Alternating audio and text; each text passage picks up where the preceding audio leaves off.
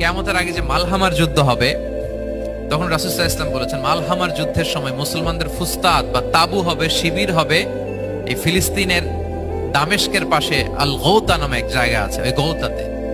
এবং ঈসা আলাইহিস সালাম এসে যে দাজ্জালকে হত্যা করবেন সেটা ওই শামে, ফিলিস্তিনের বাবুল লুদ এখনো একটা জায়গা আছে, ওই জায়গাটার নাম এখনো বাবুল লুদ। ওখানে তিনি দাজ্জালকে হত্যা করবেন এবং সেখানে একটা সাদা মিনারা আছে, ফেরেশতার পাখায় ভর করে ঈসা আলাইহিস সালাম তখন সেখানে নেমে আসবেন। ওই ফিলিস্তিনের ওই শাম দেশের ওই মিনারার পাশে তিনি এসে পৃথিবীতে তিনি নজুল করবেন, নজুল ঈসা আলাইহিস সালাম। তো তিন এবং জাইতুনের কসম করে বেসিকলি আল্লাহ তাআলা ঈসা আলাইহিস সালামের জন্মস্থানের কসম করেছেন, কারণ তিন এবং জাইতুন, ডুমুর এবং জলপাই, অলিভ কোন দেশে বেশি হয়? শাম দেশে। আওয়াজ করে বলেন কোন দেশে?